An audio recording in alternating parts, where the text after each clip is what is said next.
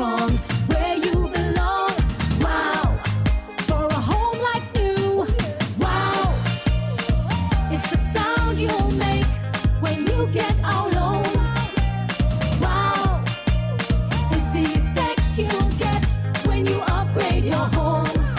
Upgrade, improve, enhance your home with National Bank's Wow Mortgage. For the effect you'll get when you upgrade your home. Lowest interest rate guaranteed and the most favorable terms. Wow Mortgage, can I get a wow?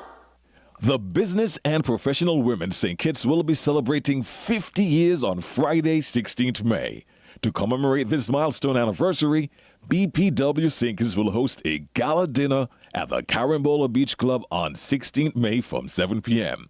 Come on out to witness featured speaker, Miss Wendy Isaac, an accomplished business professional and entrepreneur from St. Kitts and Nevis, founder of a New York-based modeling agency and fashion consulting service, Le Coiffeur. Join us for an evening of great company, good food, inspirational messages, deserving awardee recognitions, dancing, and entertainment. Tickets are on sale for EC $270 at Harper's Office Depot, C.A. Paul Southwell Industrial Park, and Waldman Consulting Group on Victoria Road. Empowering women for gender equity. BPW SK50. Water is life, life, life, life, life, life. Water is life, life, life, life, life. Do just one thing, Every drop come. Make sure you check for leaks around your house every day. Every drop come. When brushing your teeth, don't let the water run away. Come save the water, preserve the water, the water right now. Every drop come. Save the water whenever you take in your shower. Every drop come. Make saving the water your business every hour. The water, the water, the water, the water right now.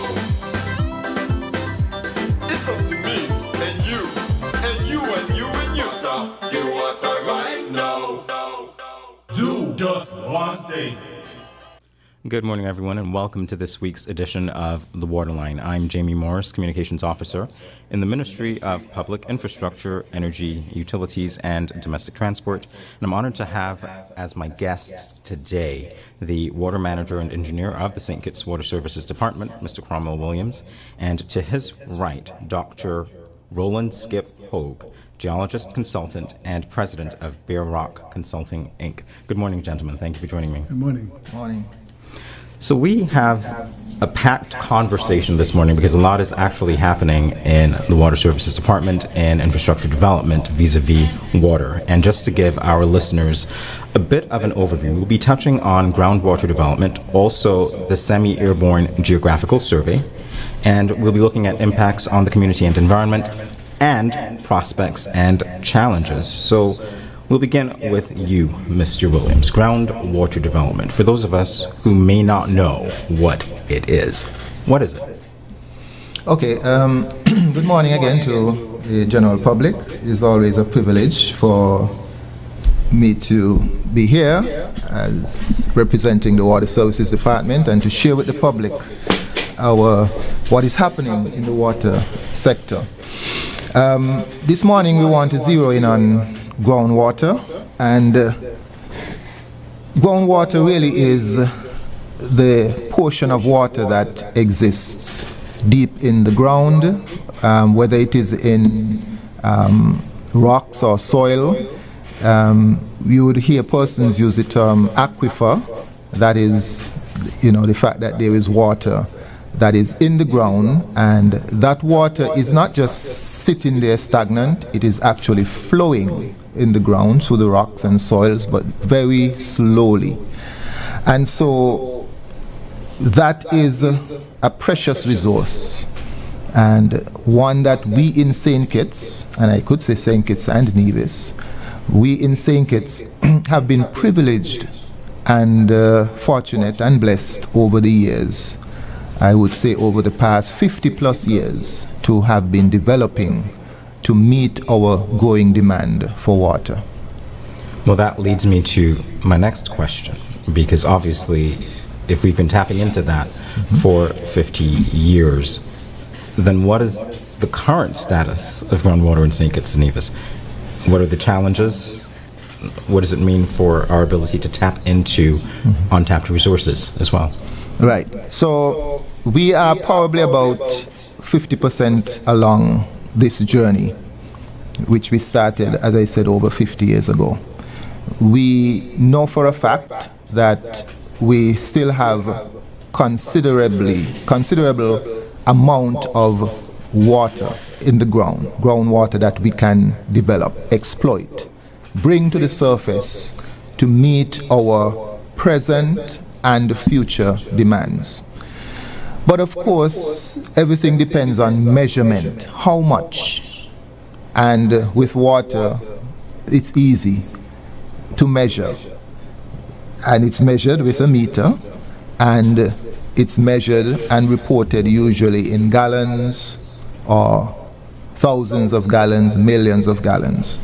But at the end of the day, we as engineers, hydrogeologists, we always must be able to quantify and measure how much water are we talking about. So we are in the process of making another step input in terms of the development of our groundwater. If I can quickly recap, as I said, back in the 70s we started this process, and we have been doing it over the past 50 years.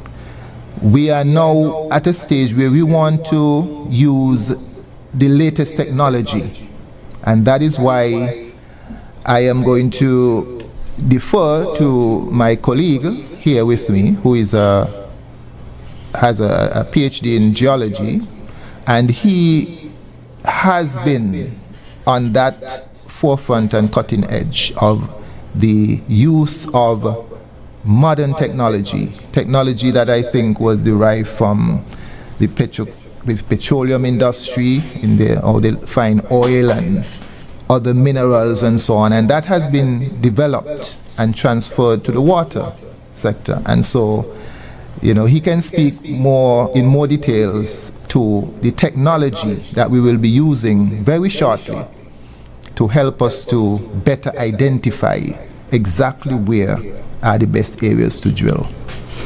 Well, Dr. Hogue, you're the man of the hour, so we can have our conversation now. That's an interesting parallel for me, to use technology from one field to the other. What can you tell us about the intricacies of that and how that informs what you're doing for us here vis-a-vis water?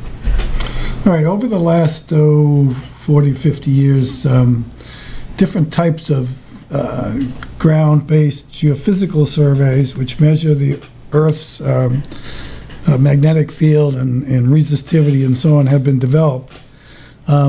And however, more recently, there have been several airborne devices that have been developed. Actually, over the last 20 years, a helicopter-borne survey has been used to basically map the groundwater resources of an area.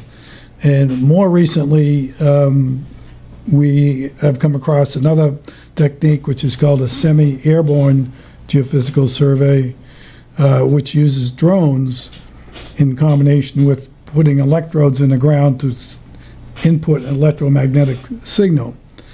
So what we did here was first to map the hydrogeology of the island. I mean, it's been mapped geologically over a number of years. You assemble that information. You try to develop a conceptual model of where the groundwater might occur. For example, there's the history of St. Kitts and Nevis is a series of volcanic eruptions over time, over the last 2 or 3 million years. And each time there's an eruption, it covers up the previous alluvial channels and so on, and then builds up. So the conceptual model is that it rains, most of the rain falls in the mountains. It disappears in the ground, and it goes out to the ocean slowly. And what we try to do is tap that water before it reaches the ocean.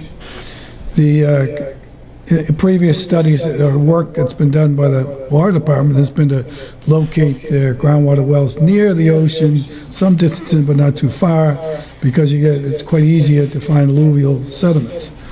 The model that I've been pushing in both Nevis and St. Kitts and even Montserrat has been to try to tap into the arteries that are providing the water from the mountains and then discharging into the ocean underground.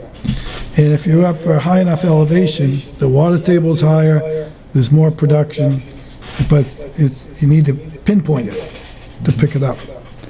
So what we did was map 13 areas around the island, everywhere from K-On down to Challenge, around the Challenges, that I thought had the potential for large supplies of groundwater. And they were like lava flows or pyroclastic flows, other types of superficial deposits that would track on top of our pre-existing drainage and then go to the ocean. So underneath that flow, which may now be a hill, there would be a valley, and we're pinpointing that valley because we think that that's like an artery going to the ocean. So the technique that we're using the drone, we have then laid out a grid on every one of those 13 areas, and on the edge of that grid we have what's called an electrode. We have to put in energy in the ground to produce what's called an electromagnetic signal.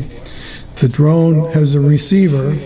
It picks up that signal and it inverts the information. It basically is measuring what's called resistivity of the Earth. Now, let me just explain resistivity quickly. Resistivity is a property in which the ground is either very resistive, if it was solid granite, for example, or very conductive, if it was solid clay. Aquifers generally have a resistivity in the 50 to 150 ohm meter range, which is kind of in the low end to the middle of those resistivities. So what we try to do is pick up subsurface layers which have that resistivity by using the drone. And then once the data is collected, it has to be goes through a lot of processing with the geophysicists, and we produce aquifer maps. The way it has been done in the past is we use ground-based geophysics, in which techniques used in the oil industry and mineral industry were applied for water.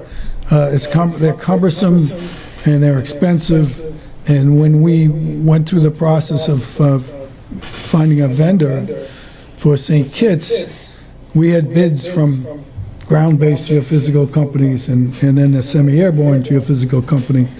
And by far the semi-airborne company came in much lower cost, covering much greater area with higher resolution.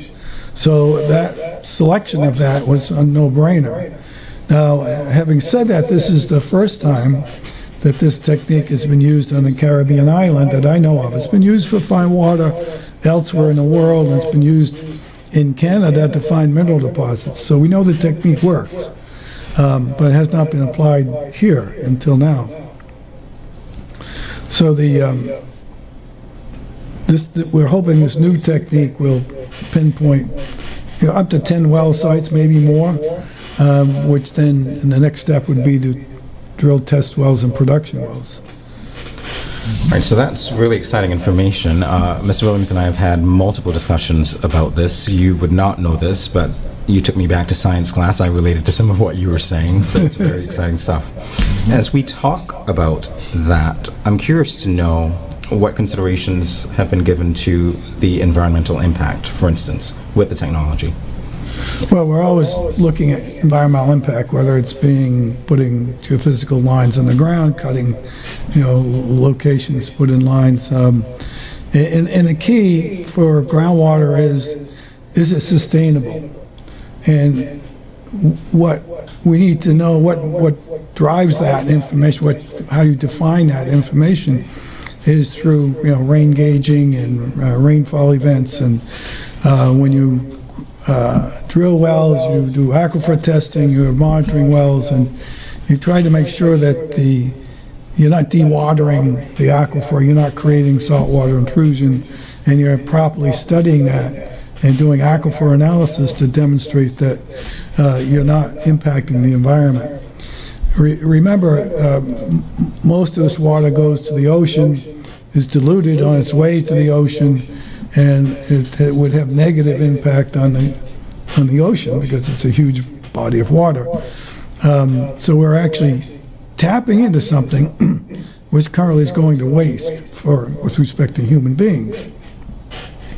And so that's the concept. It's not like a surface water body where you're impacting all kinds of biota and other critters by damming up a river or creating a reservoir and so on.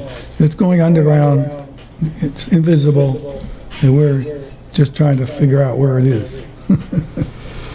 Mr. Williams, given everything that I've just heard and that the public has just heard as well, when you and I spoke at the end of December, or perhaps the first show in January 2025, when you were looking forward to the progress of the Water Services Department in 2025, you did say that this year we should be looking to drill new wells.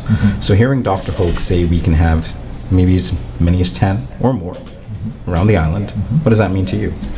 Well, it's a process, and going through the government procurement system takes time.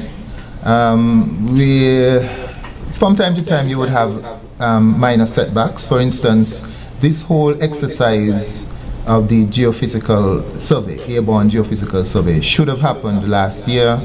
Using the helicopter, there were some issues with getting the necessary permit from the regional body that issues such permits, and because of that, after a while we had to move on to using the drone, and so that caused us some time delay. But as we speak, again we should have started the drone a few weeks or months ago, and then there were some technical issues with the equipment. New equipment has just arrived on island, a larger drone and so on, and so as of next week we should be actually starting the drone survey. The weather condition is also a factor. If, of course, it's a drone, and if the winds are too high, it can affect and so on. But notwithstanding, the work is progressing, and we are hoping that we will actually have the drilling started in a few months. We've actually done the tendering, the process of selecting the drilling contractor is being now forwarded to the necessary procurement board for approval. Once we get that approval, we hope to mobilize the drilling contractor, and we hope to start drilling in a few months, a few weeks, a few months, hopefully. Well, that's progress to me, because going back to that particular document that went out to tender, I think it was in February that the deadline was. Yes. We're in May now, and you've already identified that contractor, so that's great progress. Right. I do not want to monopolize the conversation. This is generally a show where our viewers can interact with our guests, so we can open the phone lines now, and if you have any questions or comments for Mr. Williams or Dr. Hogue, please feel free to call us at 465-1977.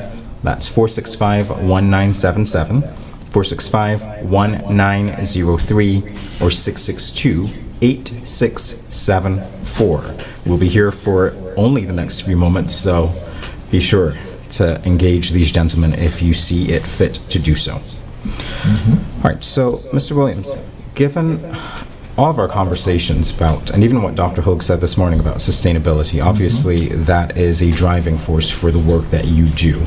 How much of that would also depend on not only public awareness, but public buy-in to the message of conservation? Because one of my questions is, if we find more water, should we expect the attitude of people to change concerning water? Should it change? Should we be concerned about sustainability even then? I am very passionate when it comes to water and sustainability and conservation. When I first entered this sector and I saw what the reality was, it hit me, and it still does up to today after 20 plus years working in the water sector. We have to get the average Kitishan to understand that water is precious, that we have to treasure water, and that is not happening at a sufficient rate. We have programs such as this where we try our best to share the information, and we do go into the schools from time to time and so on. Sorry. But by all means, we have to use all means, more social media and whatever, but we have to reach people to understand how important conservation is, water conservation is to all of us. It is not up to the Water Services Department to conserve water. It is up to every single individual in St. Kitts have to understand that it's up to you, sir, it's up to you, ma'am, to conserve our water resources, to see it as precious, to treasure it. Otherwise, we will always have problems with water. Well, I wanted to turn the attention on Dr. Hogue for a little bit, because obviously this is the first time we're using this technology, you said, in a Caribbean island.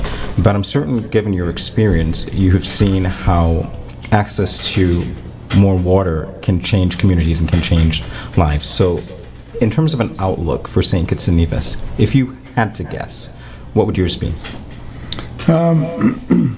I think that there's two keys in conservation. One is education, as Cromwell was talking about. The other one is the price of water. As water becomes more scarce or more expensive to develop, the price has to go up to be able to sustain that resource. And no one wants the price to go out of hand so that people can't get water. That's vitally important. But it does have a mitigating effort, it mitigates the lack of water by increasing the price, so people have to think, oh, I need to conserve the water. So that's a natural part of water resource conservation, whether people like it or not. And also in St. Kitts, there are times when the water gets shut off. And in a way, that may be a good thing too, because people realize, wow, I wonder if I'm playing a part in causing that water to be shut off because I'm using too much water, or my community is using too much water, and so on.